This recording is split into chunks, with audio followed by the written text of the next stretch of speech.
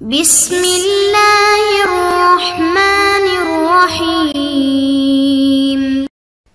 السلام علیکم معزز طلباء کرام، آپ سب کیسے ہیں؟ آج ہم تفسیر بیضاوی کے سبق نمبر 38 کو پڑھیں گے، اور آج کے ہمارے سبق کا عنوان ہے تھوڑی سی نحوی گفتگو۔ آج کے ہمارے سبق کی عبارت وَقُرِئَ رَبَّ العالمین سے شروع ہوتی ہے۔ آئیے سب سے پہلے عبارت پڑھ کے اس کا ترجمہ کرتے ہیں، اس کے بعد اس کی وضاحت کی طرف بڑھتے ہیں۔ مصنف علیہ رحمہ لکھتے ہیں وَقُرِئَ رَبَّ العالمین بِالنَّصْبِ عَلَى الْمَدْحِ، اور رب العالمین نصب کے ساتھ بھی پڑھا گیا ہے، مدحہ پر جو ہے وہ اس کا بنا کرتے ہوئے، او النداء یا منادہ ہونے پر بنا کرتے ہوئے، او بالفعل الذی دل علیہ الحمد، یا اس فعل مقدر کا مفعول ہونے کی بنا پر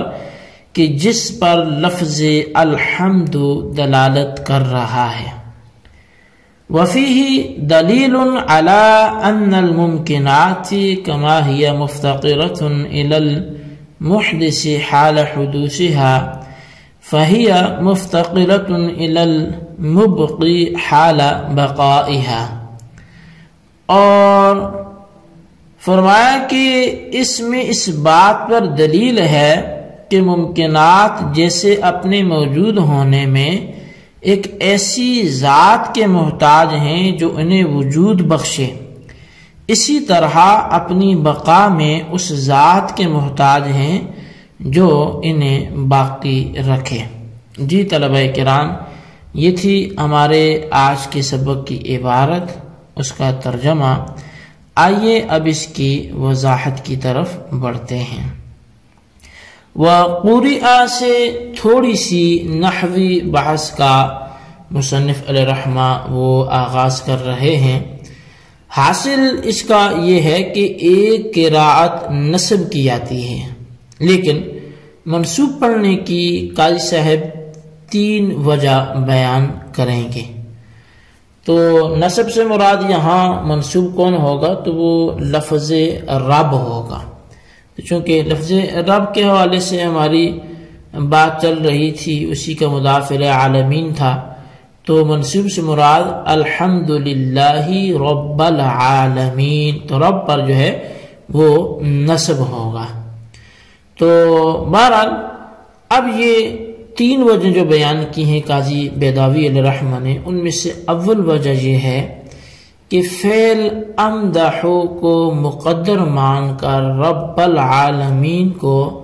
اس کا مفعول بنایا جائے۔ تقدیری عبارت یہ ہوگی کہ نمدحو رب العالمین، ہم عالمین کے رب کی حمد کرتے ہیں، مدح کرتے ہیں۔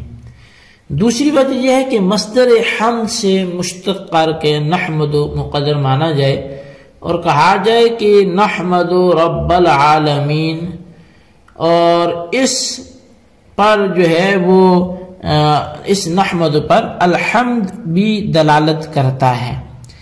تیسری وجہ یہ ہے کہ حرف ندا کو محذوف مان کر ان کو منادہ مانا جائے، اور چونکہ منادہ مضاف منصوب ہوتا ہے لہذا رب العالمین یہ منصوب ہوگا۔ یعنی جیسے ہم پڑھتے ہیں کہ منادہ جو ہے وہ جب مضاف ہو تو وہ منصوب ہوتا ہے، یا مشابہ مضاف ہو تب بھی وہ منصوب ہوتا ہے، تو یہاں پر بھی ایسی ہی صورتحال ہو جائے گی کہ یہ چونکہ منادہ مضاف ہو رہا ہے رب العالمین، تو عالمین مضاف الیہ ہے، تو یہ بھی کیا ہوگا؟ منصوب ہوگا۔ جس طرح کہ حضرت یوسف علیہ السلام کے حوالے سے آتا ہے کہ یوسف اعرض عن ھذا، تو اب یہ بحذف حرف ندا منادہ ہے۔ اور وفیہ دلیل سے ایک علم کلام کا مسئلہ وہ اخذ کر رہے ہیں، مسئلہ یہ ہے کہ آیت مذکورہ سے یا آیت مذکورہ اس بات پر دلیل ہے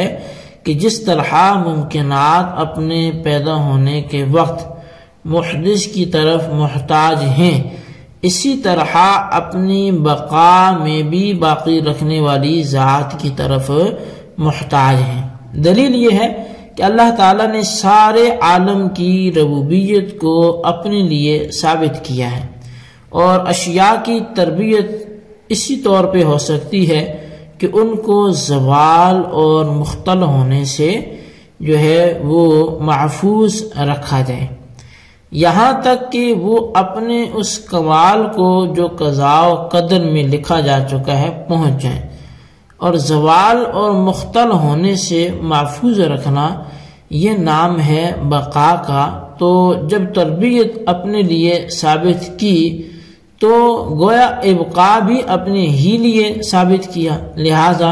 تمام ممکنات اپنی بقا میں ذات باری تعالیٰ کی طرف محتاج ہیں۔ اسی لیے صوفیاء تجدد امثال کے قائل ہیں، جس کا مطلب یہ ہے کہ انسان کو ہر ایک آن میں نئی زندگی حاصل ہوتی ہے، اور پہلی زندگی اس سے فنا ہو جاتی ہے یا زندگی فنا ہوتی رہتی ہے، جیسا کہ چراغ بتی میں جو ہے چراغ کی بتی میں ہر آن میں ایک نیا تیل بتی میں آتا ہے اور پہلا ختم ہو جاتا ہے، مگر ہم اس کو محسوس نہیں کرتے۔ تو بہرحال یہ جو ہے وہ اس سبق کی جتنی ہم نے عبارت پڑھی تھی اتنی کی تو وضاحت اس میں ہو گئی۔ اب آگے الرحمن الرحیم ہے، تو اس کے حوالے سے مصنف علیہ رحمہ وہ بیان کرتے ہیں کہ الرحمن الرحیم قررہ للتعلیل علی ما سنذکرہ، فرماتے ہیں کہ الرحمن الرحیم کو علت بیان کرنے کے لیے دوبارہ ذکر کیا، جیسا کہ ان قریب ہم اس کا ذکر وہ کریں گے۔ تو اس کی مختصر سی اگر بات کی جائے یہ علامہ سنذکرہ تک، تو الرحمن الرحیم بعض لوگوں نے بسم اللہ کے عدم جز ہونے پر استدلال اس جگہ سے کیا ہے کہ اگر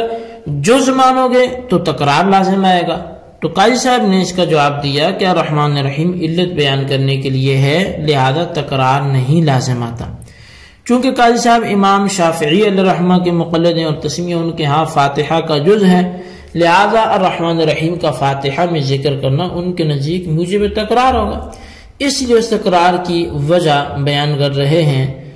تکرار کی وجہ یہ ہے کہ الرحمن الرحیم کو دوبارہ ذکر کیا اور استحقاق حمد کی جو ہے وہ علت بیان کرنے کے واسطے، بہین طور پر کہ استحقاق حمد کو مرتب کیا گیا وصف الرحمن اور وصف رحیم پر، اور حکم کا مرتب ہونا جو ہوتا ہے وصف پر، یہ مقتضا ہے اس بات کو کہ وہ علت ہے اس حکم کے لیے، پس رحمان الرحیم علت ہیں استحقاق حمد اور اختصاص حمد کے لیے۔ مالک یوم الدین اس میں 3 لفظ ہیں، قاضی صاحب تینوں کی تحقیق بیان کریں گے۔ پہلے لفظ مالک کی تحقیق سنیے، اس میں 4 قراتیں ہیں، ہو سکتا ہے 4 قراتیں اس میں ہو سکتی ہیں کیونکہ یہ لفظ یا تو فعل ہوگا یا اسم، اگر بصیغہ فعل ہے تو ملک، اور اگر صیغہ اسم ہے تو فاعلن کے وزن پر ہوگا یا فاعلن کے وزن پر۔ اگر فاعلن کے وزن پر ہے تو مالکن ہوگا، اور اگر فعل کے وزن پر ہے تو لام کے کسرہ کے ساتھ ہوگا یا سکون لام کے ساتھ۔ اگر کسرہ کی ساتھ ہے تو ملکن، اور اگر سکون لام کے ساتھ ہے تو یعنی سکون لام یعنی لام کے ساکن ہونے کے ساتھ تو ملکن۔ چونکہ مصنف کے نزدیک مالکن و ملکن کا اختلاف اہمیت رکھتا ہے، اس لیے ان دونوں قراتوں کے اختلاف کو مع دلائل بیان کیا ہے۔ عاصم کے صحیح اور یعقوب مالک کن جو ہے یہ پڑھتے ہیں، اور ان کے علاوہ بقیہ حضرات ملکن پڑھتے ہیں، اور قاضی صاحب بھی ثانی قرات کو مختار قرار دیتے ہیں۔ اور جو لوگ مالکن پڑھتے ہیں تو وہ تائید کے اندر قول باری کو پیش کرتے ہیں۔ اللہ تبارک و تعالی نے فرمایا یوم لا تملک نفس لنفس شیء والامر یومئذ للہ، اس قول سے تائید اس طور پر ہوئی کہ ملکن کے تملک باب جو ہے وہ ضربہ سے ملک سے مشتق ہے، ملک سے مشتق نہیں ہے، اس لیے کہ تملک شیئن کی طرف متعدی کیے گا اور ملک لازم آتا ہے، اور ملک لازم آتا ہے، اور اگر حرف جر کے ذریعے متعدی کیا بھی جائے تو علا کے ذریعے متعدی ہوتا ہے، لام کے ذریعے نہیں، لہذا تملک ملک سے مشتق نہیں ہو سکتا کیونکہ یہ متعدی ہے، اور یہاں حرف جر علا بھی موجود نہیں ہے کہ اس کے واسطے سے متعدی ہو کر گر جائے، لہذا ثابت ہوا کہ تملک یہ جو ہے وہ بکسر المیم ملک سے مشتق ہے جو متعدی ہوتا ہے، اور جب تک تمام ملک سے جب تک یہ تملک ملک سے مشتق ہے تو مالک یوم الدین بھی جو مالک ہے یہ بھی ملک سے مشتق ہوگا، ملک سے نہیں ہوگا۔ تو بہرحال جی یہ ہمارا سبق آگے دیکھیں گے، مزید بڑھتا ہوا تو بڑھائیں گے، آج تک کے لیے اتنا ہی کافی ہے، جتنا ہو گیا اس کو اچھی طرح سوچیں سمجھیں، اس کی خلاصے کو رجسٹر پر ضرور رکھیں۔ اللہ تبارک تعالیٰ سے دعا جو کچھ ہم نے پڑھا سنوں سے یاد رکھنے کی توفیق نصیب فرمائے، آمین بجاہ النبی الامین۔